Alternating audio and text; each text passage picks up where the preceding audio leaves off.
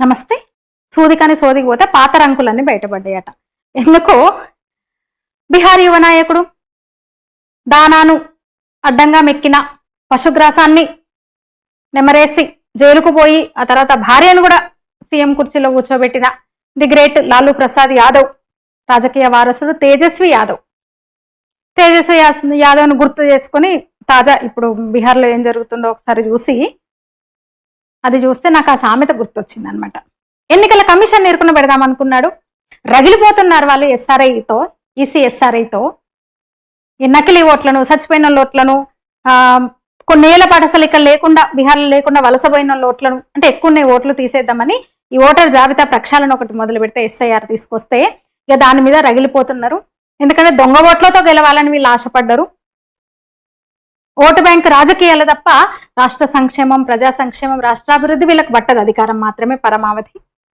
అలాంటి పార్టీ నాయకుడు తేజస్వి యాదవ్ ఎన్నికల కమిషన్ ఇరుకున పెడదాం అనుకుని అడ్డంగా బుక్ అయిపోయినాడు. రివర్స్ అయిపోయి తెలుసు కదా, ఎస్ఐఆర్ ద్వారా దాదాపు 56 లక్షల ఓట్లను తొలగించింది.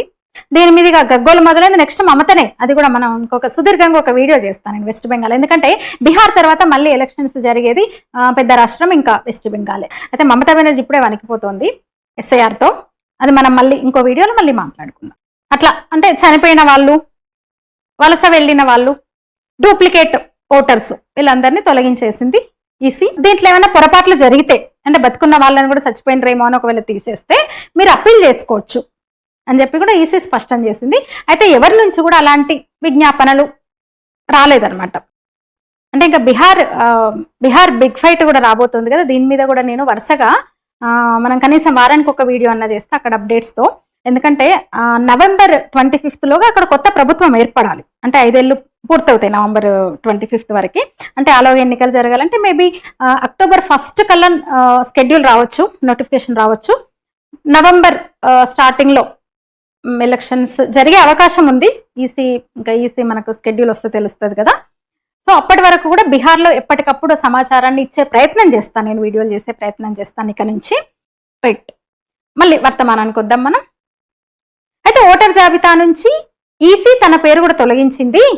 ఒక కాబోయే ముఖ్యమంత్రిని నా పరిస్థితి ఇట్లా ఉంటే మిగతా సామాన్యుల పరిస్థితి ఏంటి, అసలు ఇన్ని అవకతవకల ఈసీ అంటూ ఆవేదన పడిపోతూ ఆగ్రహం కూడా వ్యక్తం చేస్తూ ఈపీఐసీ నెంబర్తో ఉన్న తన ఓటర్ ఐడి కార్డుని డిస్ప్లే చేశాడు ప్రెస్ మీట్లో ప్రదర్శించాడు తన కార్డును.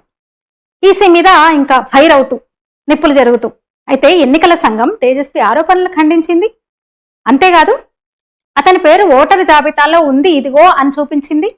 Polling station number 2004 serial number 416 దగ్గర నమోదై ఉందని స్పష్టం చేస్తూ దాన్ని చూపించింది.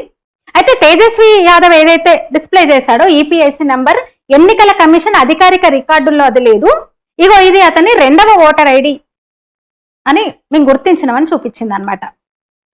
అంటే ముఖ్యమంత్రి కావాలని ఆశపడుతున్న ఈ యువ నాయకుడికి 2 ఓట్లు ఉన్నాయి అనమాట. ఓటర్ ఐడీలు 2 ఉన్నాయి వేరు చోట్ల. ఒకటి చెల్లుబాటు అవుతుంది, రెండోది అధికారిక రికార్డుల్లో లేదని తెలిసింది. అంటే ఈ 2వ ఐడి ఫోర్జరీ లేదా ఓటరు లిస్టులో డబుల్ ఎంట్రీకి సంబంధించింది కావచ్చని ఎన్నికల సంఘం అనుమానిస్తుంది. అయితే దీని మీద ఈసీ తేజస్వి యాదవ్కు నోటీస్ ఇచ్చింది. 2 ఓటర్ ఐడీల విషయంపై నిర్ణీత సమయంలో స్పష్టం చేయాలి, క్లారిటీ ఇవ్వాలి అని చెప్పింది. దాని మీద దర్యాప్తు కూడా కొనసాగుతోంది. 2020 అసెంబ్లీ ఎన్నికల్లో రాఘోపూర్ నియోజకవర్గం నుంచి పోటీ చేసి గెలిచాడు తేజస్వి యాదవ్. అయితే అతను తన అఫిడవిట్ లో ఉపయోగించిన ఈపీఐసీ నెంబర్ అంటే RAB04562228 ఎన్నికల సంఘం రికార్డుల ప్రకారం ఇదే చెల్లుబాటు అవుతుంది అనమాట. దిగా అసెంబ్లీ నియోజకవర్గంలో సీరియల్ నెంబర్ 416 దగ్గర నమోదైంది ఇదే అనమాట. మరి 2 రోజుల క్రితం ప్రెస్ మీట్ లో తేజస్వి యాదవ్ చూపించాడు కదా, అది డిస్ప్లే చేశాడు కదా, RAB29161220 ఇది మరొక ఈపీఐసీ నెంబర్ అనమాట. ఆయన ప్రదర్శించింది.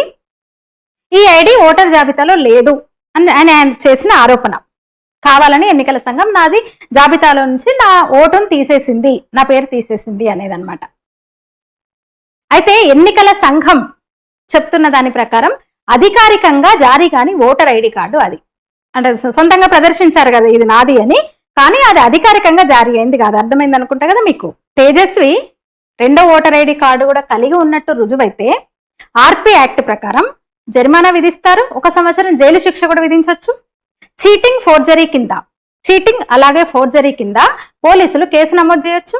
ఓటర్ ఐడి ఫోర్జరీతో లేదా దొంగ డాక్యుమెంట్లతో పొందినట్టు రుజువైతే, దాన్ని ఉపయోగించినట్టు కూడా రుజువైతే దాన్ని రద్దు చేసి ఆర్పీ యాక్ట్ కింద 6 ఏళ్ల వరకు ఎన్నికల్లో పోటీ చేయకుండా నిషేధం విధించవచ్చు. ఇదన్నమాట.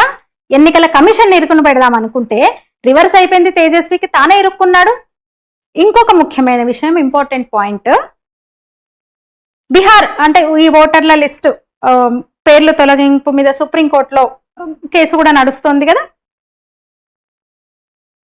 ఎన్నికల సంఘం ఈ Tejashwi Yadav duplicate voter ID కేసును కూడా ఉదాహరణగా చూపించి గట్టిగా వాదనలు వినిపించే అవకాశం ఉంటుంది అనమాట. వాదనలకు ఒక అదనపు బలమవుతుంది అనమాట తేజస్వి కేసు ఈసీకి ఈ విషయంలో సుప్రీంకోర్టులో.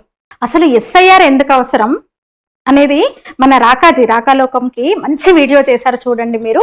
అంటే ఒక పర్సన్ బంగ్లాదేశీ ముస్లిం హిందూ పేరు మార్చుకొని ఇక్కడ కార్డ్స్ సృష్టించుకొని ఓటర్ కార్డు, ఆధార్ కార్డు కొన్నేళ్లుగా భారతీయుడిగా ఇక్కడ చెలామణవుతూ, అసలు రమేష్ అధికారి అనే వ్యక్తి నిజంగా ఆయన ఉన్నాడు, ఆయన కొడుగ్గా ఈ సర్టిఫికెట్లన్నీ, ఈ కార్డ్స్ అన్ని సృష్టించుకొని దశాబ్దాలుగా ఇక్కడ ఎట్లా వాళ్ళు పాతుకుపోయారు. ఒక్క వ్యక్తిని పట్టుకోవడానికి ఆ పోలీసు కానివ్వండి, స్టేట్ పోలీసు వాళ్ళు వెస్ట్ బెంగాల్ వరకు వెళ్లాల్సి వచ్చింది, కోర్టుకు వెళ్లాల్సి వచ్చింది. అధికారులు కూడా, అధికార యంత్రాంగం ఎంత శ్రమ ఒక్క వ్యక్తిని పట్టుకోవడానికి, వీడు మనోడు కాదు ఇక్కడోడు కాదు అని పట్టుకోవడానికి. ఎందుకంటే మాట్లాడేది మరి బెంగాలీనే, బంగ్లాదేశ్ పశ్చిమ బెంగాల్ వాళ్ళ లాంగ్వేజ్ ఒకటే కదా, బెంగాలీ కదా. అయినా ఎట్లా పట్టుకున్నారు, అసలు ఎందుకు అవసరం ఎస్ఐఆర్, ఇప్పుడు ఎందుకు అవసరము అనేది ఆయన బాగుంటది. రాకాజీ చాలా వివరంగా చెప్పారు. ఒకటే ఇన్సిడెంట్ తీసుకొని ఆ ఒక్క వ్యక్తిని ఎట్లా పట్టుకున్నారు అనేది, అంటే సిస్టమ్ ఎట్లా పనిచేసింది, ఎంత ఇదవుతోంది అనేది చేశారు. చాలా బాగుంది. రాకాలోకంలో వీడియో ఉంది. సార్ నిన్న చేశారు అనుకుంటా, నిన్న చేశారు, చూడండి. ఈ వీడియో మీద మీ అభిప్రాయం తెలియజేయండి, లైక్ చేయండి, షేర్ చేయండి, నా ఛానల్ని సబ్స్క్రైబ్ చేయండి. ధన్యవాదాలు.